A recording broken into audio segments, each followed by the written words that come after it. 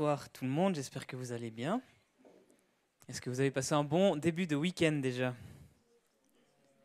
Ça... Ouais? Ok, cool. Donc la semaine dernière, je ne sais pas si vous avez pu rattraper le message de Léo, je ne sais pas qui a vu, qui a pu voir le début de la série. On a fait une série qu'on a intitulée Galéfico, pour dire Galates, Éphésiens, Philippiens, Colossiens. Si vous avez manqué cette introduction-là, vous pouvez toujours rattraper. On a mis pour la première fois en ligne la vidéo sur YouTube. Donc il y a Léo qui a fait une super introduction de la série, qui a introduit la Bible, qui a introduit le Nouveau Testament, qui a même introduit Paul qui a écrit ses lettres. Donc c'est assez complet, c'est même super bien fait. Donc si vous ne l'avez pas vu, je vous encourage à aller regarder ce qu'il a préparé. Voilà. Est-ce que cette semaine de lecture Galates, c'est allé pour tout le monde? Ouais. Est-ce que c'est chaud de commencer un plan de lecture comme ça où on arrive tous grosso modo à suivre? J'essaie de voir les expressions sur les visages, si c'est souriant, si c'est crispé. Ok, ni l'un ni l'autre. Bref, c'est parti pour Galates ce soir. Je sais pas vous, mais moi personnellement, quand je suis devenu chrétien tout au début, j'ai ressenti un peu un sentiment de liberté, un peu un sentiment de légèreté.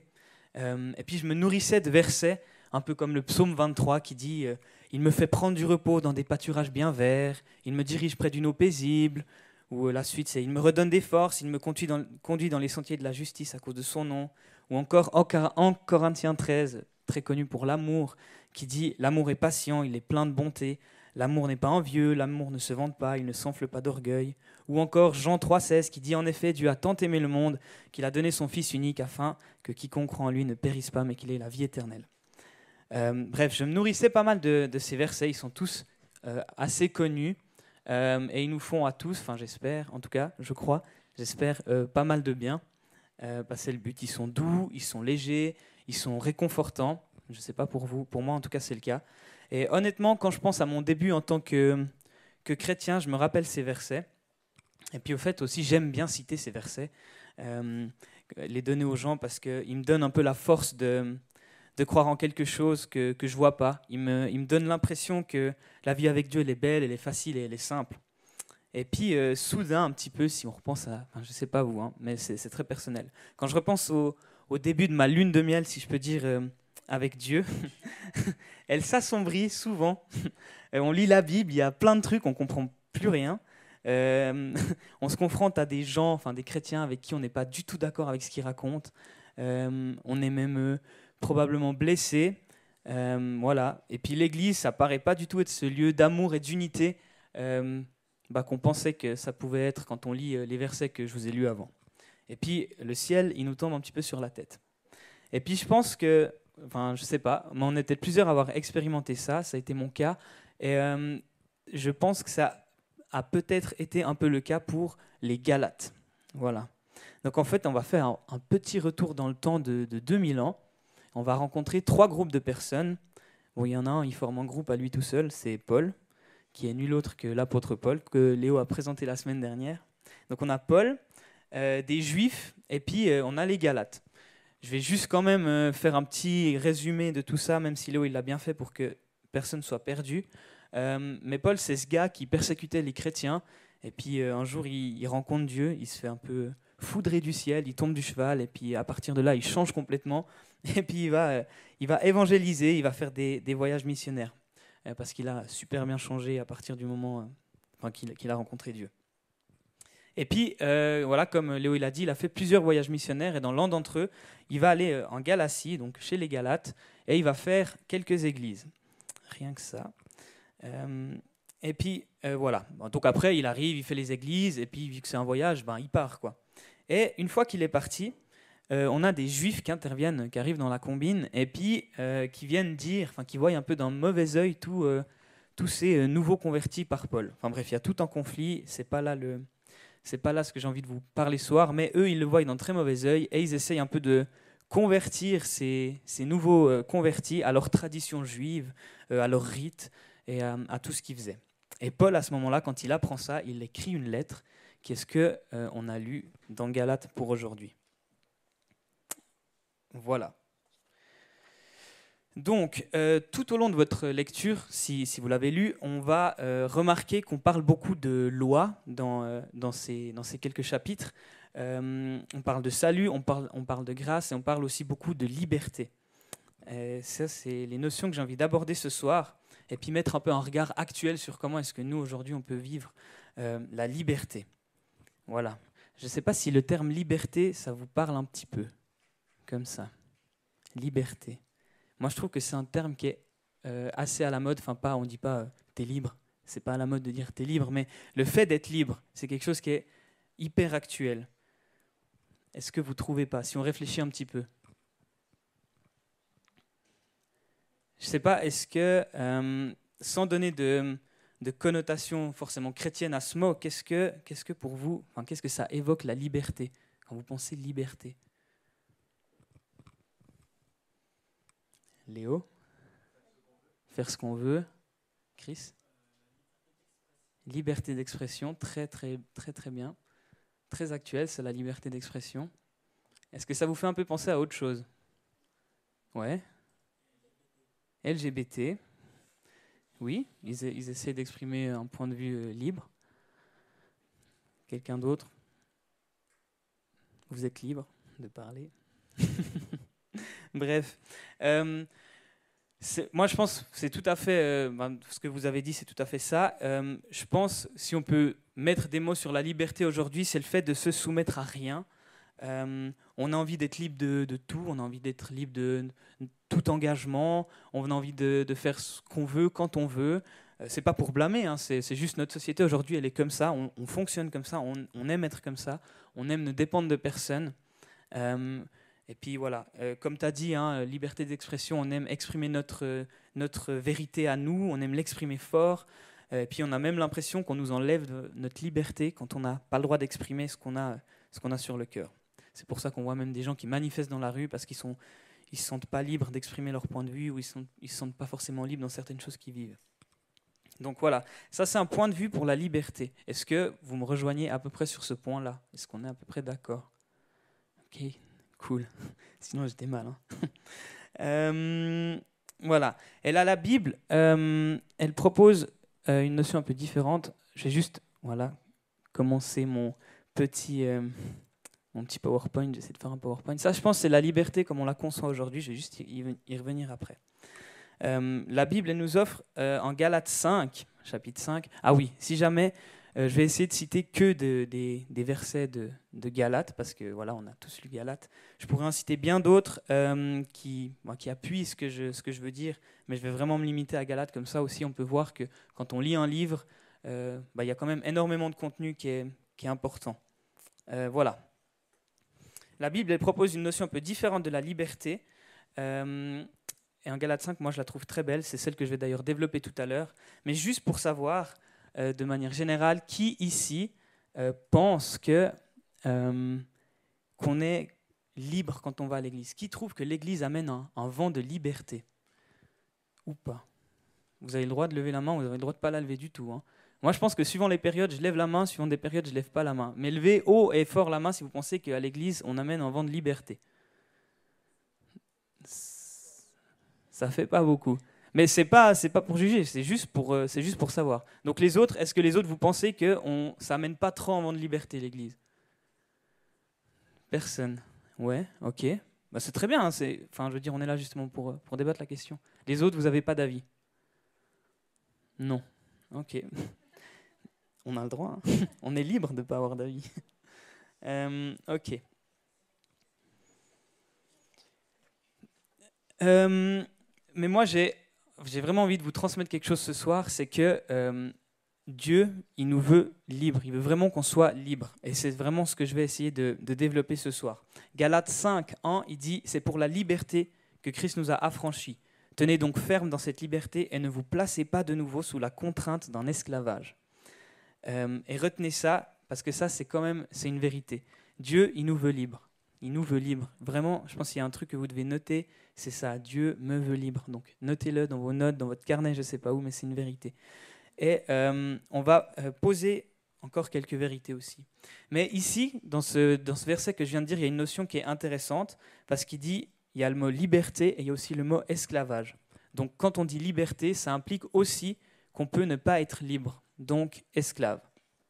Et là, justement, on vient un peu à ce schéma que je vous ai fait. Je pense qu'on a un peu tous une conception de la liberté si on réfléchit comme ça. D'un côté, on est esclave, du coup, on fait tout ce qu'on veut pour essayer d'aller à la liberté. Alors le tiret, c'est censé être nous, c'est juste un trait, c'est pas très bien fait, mais c'est ça que j'ai envie d'exprimer. C'est que dans certaines situations, on a l'impression qu'on nous domine, qu'on nous domine, et tout ce qu'on veut faire, c'est s'échapper de ça et courir vers la liberté. Voilà. C'est soit on est libre, soit on ne l'est pas. Et en général, c'est peut-être assez noir et blanc. On n'est pas un petit peu libre ou un petit peu esclave. Soit on est libre, soit on ne l'est pas, quoi. C'est comme ça qu'on pense les choses. Mais en réalité, c'est un petit peu plus complexe que ça. Et la vision chrétienne que Paul il amène et qu'on tire de Galates 5, elle est beaucoup plus nuancée. Et elle ne présente pas les choses de manière opposée. Soit tu es esclave, soit tu es libre. Mais plutôt avec deux pôles comme ça. Et au fur et à mesure, je vais un peu étoffer mon schéma. Mais on va regarder comment ça marche. Donc, d'après ce que dit Galates 5, j'ai mis d'un côté le pôle 1, l'esclavage, la loi. Et là, je pense qu'on l'a tous remarqué, on l'a tous bien lu, ça parle énormément de la loi dans Galates, du début à la fin. Et voilà, je vais juste vous lire un verset. J'ai juste perdu la référence. Bref, moi, Paul, je vous le dis, si vous vous faites circoncire, Christ ne vous servira à rien. Et j'affirme encore une fois à tout homme qui se fait circoncire qu'il est tenu de mettre en pratique la loi tout entière. Vous êtes séparés de Christ, vous tous qui cherchez à être considérés comme justes dans le cadre de la loi, vous êtes déchus de la grâce. Bon, ce verset, il est peut-être un petit peu compliqué, je vais juste un peu expliquer. Le fait de se circoncire aujourd'hui, ce que ça signifie, c'est, quand on se fait circoncire, c'était une prescription à l'époque, c'était la loi juive qui imposait qu'on se fasse circoncire. Donc ici, quand il dit « si vous vous faites circoncire », Christ ne vous servira à rien. Ce qui veut dire, c'est si vous vous mettez sous la loi. Donc, les conséquences de se mettre sous la loi, c'est qu'on est séparé de Christ et qu'on est déchu de la grâce. Je vais expliquer un petit peu plus tard ce que c'est la grâce aussi. Donc, ce que je veux dire ici, c'est que le mot esclavage, il prend un terme, il prend une définition, c'est la loi. Et puis, la loi, elle fait quoi ? Elle a servi. Quand on nous dicte des règles, quand on nous dicte ce qu'on doit faire, quand on nous dicte la loi, ça a servi. Et puis, elle nous sépare de Christ. Et puis, la loi, concrètement, peut-être pour vous expliquer qu'est-ce que c'est tout ce qu'il faut faire, en gros, dans cette manière de voir les choses, c'est tout ce qu'il faut faire pour être sauvé. C'est toutes les prescriptions, c'est tout ce qu'il faut respecter pour pas, en gros, ne pas aller brûler en enfer, quoi. Si on vulgarise un petit peu. De l'autre côté, du coup, s'il n'y a pas la liberté, puisque j'ai dit que c'était un peu... là, c'était à deux endroits l'esclavage, on a la chair. C'est toujours un peu dans Galates 5. Si vous lisez ce chapitre, je tourne beaucoup autour de Galates 5, c'est la chair. Qui s'est dit, frères et sœurs, c'est à la liberté que vous avez été appelés. Bonne nouvelle. Seulement, ne faites pas de cette liberté un prétexte pour suivre les désirs de votre nature propre. Au contraire, soyez par amour serviteurs les uns des autres. En effet, toute la loi est accomplie dans cette seule parole, tu aimeras ton prochain comme toi-même. Mais si vous vous mordez et vous dévorez les uns les autres, attention, vous finirez par vous détruire les uns les autres. Donc là, la chair, peut-être vous ne comprenez encore pas pourquoi c'est de l'esclavage, mais je vais un peu vous expliquer ça. Mais les conséquences de la chair, c'est qu'on se détruit les uns les autres. Et ça, franchement, c'est pas terrible non plus. La chair, elle nous domine, elle nous domine également, elle nous asservit aussi, comme la loi, comme les règles, quand on nous dit fais pas ci, fais pas ça, ou fais comme ci, fais comme ça nous domine, mais la chair, c'est la même chose. Parce qu'elle nous détruit. Et je pense que personne ici a vraiment envie d'être détruit. Notre liberté égoïste, le fait d'être centré sur nous-mêmes, ça détruit. Et je pense que si on réfléchit, aucun d'entre nous on a envie de se trouver dans ces deux pôles. On n'a ni envie d'être esclave de la loi, on n'a ni envie d'être esclave de la chair. Et puis peut-être que pour vous c'est assez abstrait, vous dites que vous n'êtes pas une femme impure qu'on a mis en dehors du village parce qu'elle avait ses règles, ou que vous n'avez pas sacrifié des agneaux pour être libéré de vos péchés. Enfin, vous vous dites, mais la loi, qu'est-ce que c'est? Enfin, pourquoi? Je ne comprends pas. Mais aujourd'hui, on pourrait le définir comme étant un peu du légalisme, le légalisme religieux. C'est le souci de respecter la loi, comme les Juifs à l'époque. Je pense qu'aujourd'hui, on a tout un tas de choses que nous, on a envie de respecter aussi, qu'on croit que si on les fait, on sera sauvé ou on sera une meilleure personne. Et du coup, si on se tourne du côté droite de mon schéma, si on vient de ce côté-là, tout ce qu'aujourd'hui, est-ce que vous avez une idée de ce que ça pourrait être aujourd'hui, ces lois qu'on respecte? Nous, on ne sacrifie pas des agneaux, on ne met pas des femmes impures dehors de nos villes, mais qu'est-ce qu'on a, qu'on fait, qu'on suit pour avoir l'air d'être des bons chrétiens, ou parce qu'on croit que ça va nous sauver? Aller à l'église, provoquant mais pas mal. Donner la dîme. Est-ce que vous avez une autre idée?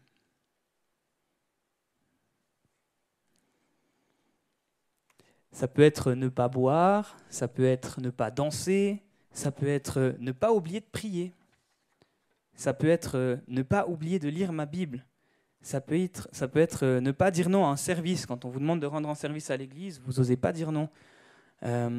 Ça veut dire ne pas être en colère, parce que la colère, c'est un péché. Ça veut dire ne pas avoir l'air saoulé, pas avoir l'air énervé, parce qu'on a peur que ça embête les autres. Ça veut dire ne pas se lever pendant la louange. Si je ne me lève pas pendant la louange, je ne vais pas vivre un moment avec Dieu. Ou ça veut dire ne pas lever les mains pendant la louange. Si je ne lève pas les mains pendant la louange, Dieu il agira moins bien. Ne pas. Voilà, c'est pour vous dire en gros tout ce qu'on vous dit, ne pas, ou fais comme ci, fais comme ça. Toutes ces lois qui sont là, qu'on respecte, parce que peut-être ça peut changer qui on est, notre statut aux yeux de Dieu. Certains, peut-être vous vous sentez mal si vous ne levez pas les bras pendant la louange. Je ne sais pas si c'est votre cas, moi ça a été mon cas pendant un moment. D'autres, peut-être que vous vous culpabilisez quand quelqu'un à l'église vient vous demander un service et que vous dites non. Certains, peut-être, vous priez même plus parce que si vous priez pas de plus de 3 minutes, c'est comme si la prière, elle comptait pas. Et puis que c'était pas assez bien, et puis c'était pas assez long, alors autant pas prier. Et puis de toute façon, je dis des mots qui sont nuls, donc voilà, ça sert à rien que je prie. Bref, c'est peut-être des tas de règles qu'on s'impose à nous-mêmes, mais en fait, on est juste esclave de ce mode de pensée-là, ce qui est absolument pas juste. Paul, il nous dit vraiment que c'est archi faux même. Donc là, en fait, j'ai bien chargé ma slide pour vous dire, regardez, quand vous êtes avec des ne pas, est-ce qu'il reste de la place pour autre chose? Il faut dire non, là. Non, mais il reste de la place pour rien du tout. Franchement, elle est moche, cette slide, et je pense que c'est moche quand on se met des tas de lois comme ça. Bref, et là, on a un verset qui vient tout balayer. Oh. Cependant, nous savons que ce n'est pas sur la base des œuvres de la loi que l'homme est déclaré juste, mais au moyen de la foi en Jésus-Christ. Nous aussi, nous avons cru en Jésus-Christ afin d'être déclarés justes sur les bases de la foi en Christ et non des œuvres de la loi, puisque personne ne sera considéré comme juste sur les bases des œuvres de la loi. Galates 2,16. Bon, c'est peut-être un peu barbare, ils utilisent beaucoup de fois les mêmes mots, mais voilà. C'est quoi être déclaré juste? C'est quoi le légalisme ou la foi qui nous déclare juste? Notre foi en Jésus. Ouais, Jésus. Est-ce que le fait de faire des choses, d'avoir des listes de trucs à tenir, ça va nous sauver? Non. Je crois qu'on est d'accord. Et le légalisme ici, il est vraiment condamné parce qu'il nous rend esclaves. Et si on veut être sauvé par des œuvres, c'est marqué dans un des versets, on doit mettre toute la loi en pratique. Ce qui est impossible à faire. C'est comme si on était maudit, en gros. Si on doit respecter la loi, on doit respecter toute la loi. En général, on ne respecte pas un petit bout de la loi, puis le reste, on le laisse tomber. Si on se décide qu'on suit les règles, on suit tout. Et au niveau de ça, la loi, c'est une malédiction. C'est dit que c'est une malédiction. J'ai sorti quelques versets.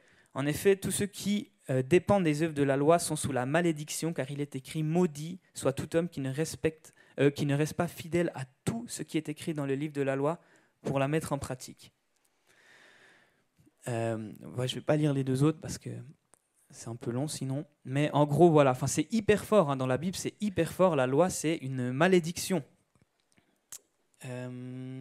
Voilà. Et celui-là, il n'est pas marqué, mais Galates 3,13, c'est marqué « Christ nous a rachetés de la malédiction de la loi en devenant malédiction pour nous, puisqu'il est écrit « Tout homme pendu au bois est maudit ». Et en fait, il y a quelque chose d'absurde, en fait, de croire que nos actions, elles peuvent faire de qui nous sommes, enfin, notre propre sauveur. Ça voudrait dire, en gros, que si je dois faire quelque chose, si je dois suivre la loi, le sacrifice de Jésus, le fait que Jésus soit mort pour moi, ça suffit pas. Et ça, moi perso, ça m'a assez touché de me dire, ah ouais, mais en fait, je suis qui pour dire que le sacrifice de Jésus à la loi, il n'est pas assez pour me sauver et que moi, je dois faire des choses pour croire que je suis sauvé. En fait, c'est minimiser ce que Jésus il a fait à la croix pour moi. Et ça, c'est pas juste non plus. Galates 2, 21, d'ailleurs, dit « En effet, si la justice s'obtient par la loi, alors Christ est mort pour rien. » Ça, c'est quand même vénère. Hein. Allez dire ça à Jésus. Donc, on touche à quelque chose qui est vraiment qui est assez important. Hein. On ne peut absolument rien faire pour être sauvé. On ne peut rien faire. Et même, en fait, il y a rien à faire. Vous pouvez aller aider des orphelins pendant des années en Afrique, vous pouvez amener des nouvelles personnes à Christ chaque semaine, vous pouvez lire votre Bible tous les jours, donner 100 000 balles de dîmes, ça ne va jamais vous sauver, jamais. Pourquoi ? Parce qu'en fait, ce qui nous sauve, c'est simple, c'est la mort de Jésus sur la croix. Et on n'a rien à rajouter à ça pour être sauvé. Rien, de rien, de rien, de rien. Et vous êtes de toute manière sauvé, en fait. Quoi qu'il arrive. Quoi qu'il arrive, vous êtes sauvé.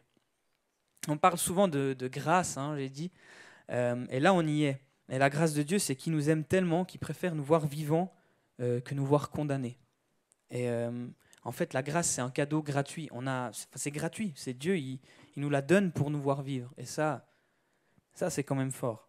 Et en fait, on la mérite même pas. Et on n'a rien à faire pour la mériter. Rien de rien. Je répète pas mal, j'insiste pas mal, mais c'est quand même fort. Hein. Donc voilà. Quoi que vous fassiez, vous êtes sauvés.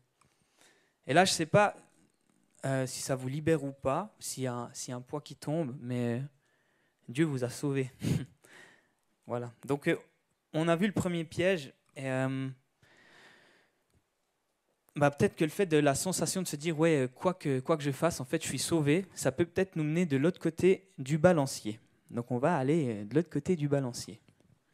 Ce qui est aussi un piège, en fait, comme on a vu. On se dit, hein, la tendance qu'on a, nous, c'est tant qu'on se considère comme esclave de quelque chose, on va fuir, puis on va aller vers l'autre extrême.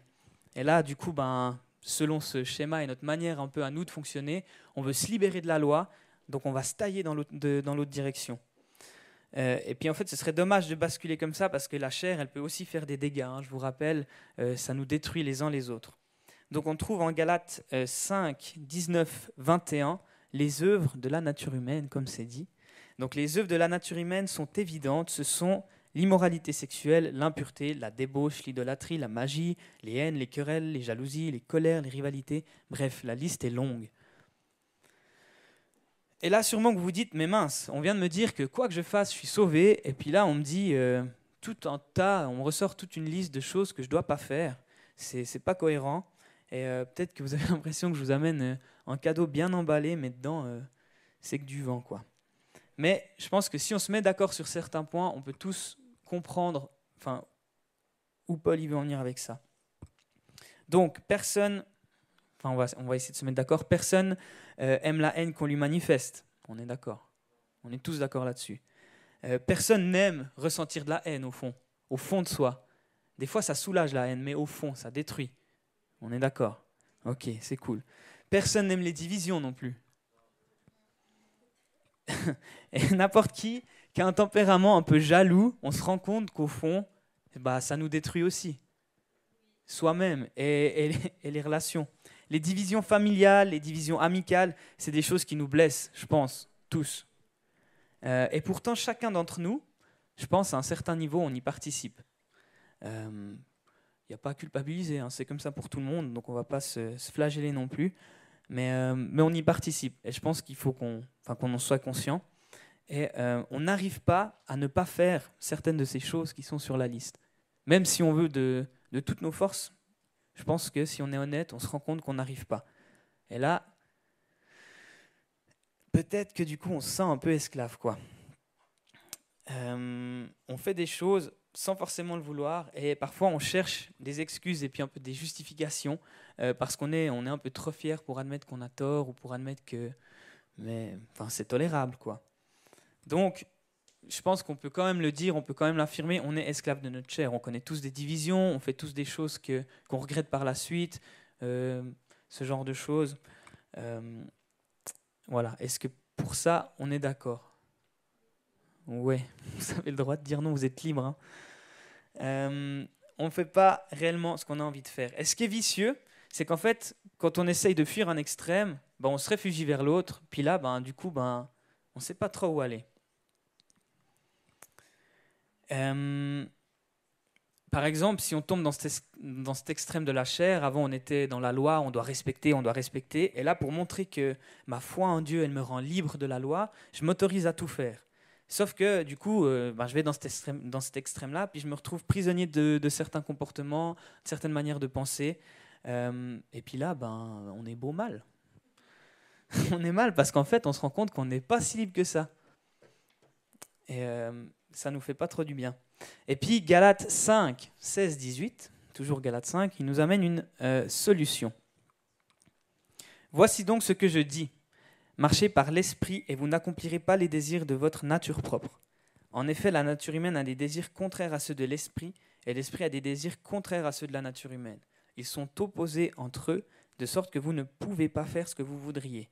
Cependant, si vous êtes conduit par l'esprit, vous n'êtes pas sous la loi. Et là, le Saint-Esprit, en fait, c'est la clé. C'est même la double clé, parce qu'il parle aussi de la loi dans ce verset. On a marché par l'Esprit, vous n'accomplirez pas les désirs de votre nature propre. Et puis, si vous êtes conduit par l'Esprit, vous n'êtes pas sous la loi. Voilà. Et en fait, le Saint-Esprit va nous amener à un équilibre.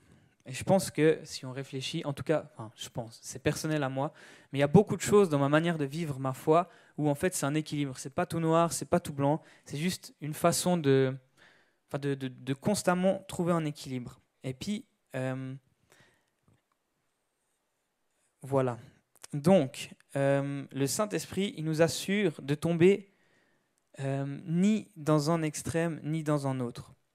Et puis, dans cet équilibre, donc là, je ne sais pas si vous comprenez un petit peu, sous la liberté, j'ai mis une espèce de pyramide sans tête, quoi, pour montrer que, en gros, c'est un peu un équilibre, parce que là, si on reprend notre petit curseur, tout au long de notre vie, tout au long de notre parcours avec, dans la foi avec Jésus, je pense c'est dur de rester statique à un moment donné. On n'aura jamais un moment de notre vie où on se dit ça y est, je suis 100% libre, je suis ni dans la chair, je suis ni dans la loi, parce que je pense que suivant les événements auxquels on est confronté, suivant les situations de vie, tout à coup on va peut-être basculer un peu plus dans un extrême, on va retourner dans l'autre. Enfin, comme j'ai essayé de le montrer avec le curseur, on va un peu zigzaguer entre les deux pôles, puis on va rarement se trouver dans la liberté. Et la liberté, c'est même pas forcément quelque chose de pile établi dans notre manière de le vivre. C'est peut-être un peu, je sais pas comment, j'ai pas de pointeur, mais est-ce que vous voyez ? Ah non, on voit même pas la souris. Bref, on se retrouve un peu à naviguer dans cette pyramide sans tête. Oh, merci. Donc j'ai un CFC d'informaticien, mais merci Joseph. Top. Trop bien. Ah ouais, yes, j'ai un curseur. Voilà. Et en gros, Joseph m'a passé la slide suivante, c'est super, c'est là où je voulais en venir. Mais qu'est-ce qu'on trouve en fait dans la liberté et dans ce fameux équilibre que je vous parle ? Galates 5, 22 nous dit « Le fruit de l'esprit, c'est l'amour, la joie, la paix, la patience, la bonté, la bienveillance, la foi, la douceur et la maîtrise de soi. » Est-ce que c'est pas ça qu'on aimerait tous dans notre vie au fond ? Un peu, hein ? Est-ce que c'est pas ce qui nous rend vraiment libres au plus profond de nous-mêmes ? Parce que quand on regarde, je sais pas, autour de nous, par exemple, un proche qui tout à coup a du succès dans ce qu'il entreprend, au lieu de le regarder avec envie, comme c'était dans la chair, par exemple, on le regarde plutôt avec joie. Plutôt que d'être jaloux, comme c'est là dans la chair, on arrive à le regarder avec bienveillance et avec réjouissance. Puisqu'on se trouve que la jalousie, ça détruit, ça nous détruit. Avoir envie tout le temps de posséder ce que l'autre possède, c'est des choses qui, au fond, c'est lourd sur nous, sur nos vies, ça nous détruit. Alors pourquoi est-ce que, enfin, on ne chercherait pas ce que le Saint-Esprit veut pour nous et avoir ces fruits de l'Esprit, en fait?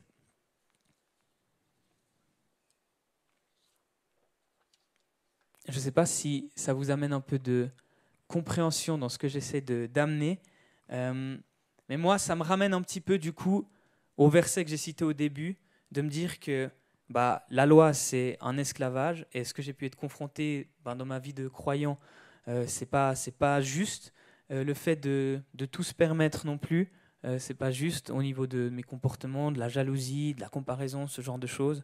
C'est pas juste. Et le fait de me dire, il y a une solution, il y a une manière d'être libre avec le Saint-Esprit, ça m'amène énormément d'espoir. Et en fait, c'est pour ça que Christ il est mort, c'est pour ça que Jésus il est mort. Dans Galates 5, 24, j'ai bientôt fini avec les citations, ça dit « Ceux qui appartiennent à Jésus-Christ ont crucifié leur nature propre avec ses passions et ses désirs. Si nous vivons par l'Esprit, laissons-nous aussi conduire par l'Esprit. »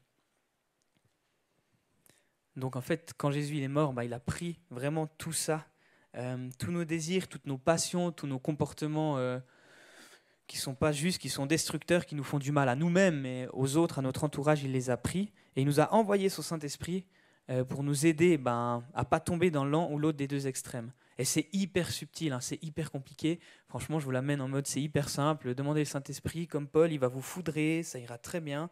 Vous aurez une nouvelle passion, vous allez évangéliser le canton de Vaud. Non, c'est enfin, amen si ça arrive.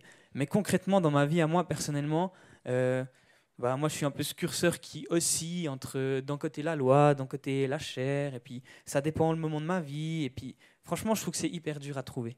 Mais il y a une solution, vraiment, il y a une solution. Et le dernier terme que j'aimerais présenter avant de conclure, c'est le terme de la foi. On nous demande souvent, peut-être, est-ce que tu as la foi? Ou, ouais, je sais pas, tu as la foi? Oui, non, je sais pas.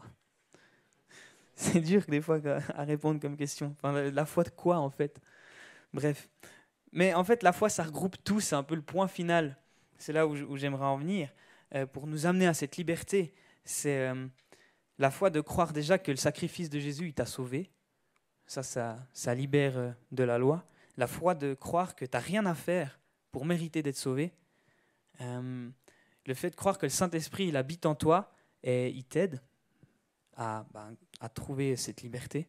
La foi qu'à la croix, Jésus, il a vraiment payé pour tous tes désirs charnels. Alors comme je dis charnel, ça sonne un peu bizarre, mais c'est tout ce que j'ai énuméré avant, la jalousie, l'envie et ce genre de choses. Et la foi que la liberté est quelque chose que tu peux trouver, toi, personnellement, nous, personnellement, en Christ, mais par Christ, en fait. Et puis souvent, on veut faire croire aux gens que croire en Dieu, c'est facile. Peut-être, en fait, peut-être que juste croire en Dieu, c'est facile. Mais le suivre, ça, c'est déjà un bout plus compliqué. Et puis, on ne choisit pas un chemin qui est hyper facile. Parce que c'est toujours plus simple et c'est toujours beaucoup moins fatigant de rester dans les extrêmes. C'est toujours beaucoup plus simple de se laisser aller et de faire ce qu'on veut, de se laisser être jaloux, se laisser faire des crises de colère, se laisser détruire notre entourage, ou simplement dire je donne 10% de ma dîme et puis c'est comme ça, et je lis ma Bible 3 fois par jour et puis c'est comme ça, et puis de subir des choses qu'en fait on ne nous demande pas. C'est beaucoup plus simple. On établit une loi, on établit une règle, on la suit, on ne se pose pas de questions, parce que se poser des questions c'est fatigant, ça demande de l'énergie, ça demande du temps, puis ça saoule, mais c'est plus simple. Et en fait, on a beaucoup moins de remise en question quand on reste dans ces extrêmes. Et en fait, au final, on n'est pas libre. Et l'évangile, ça veut dire bonne nouvelle.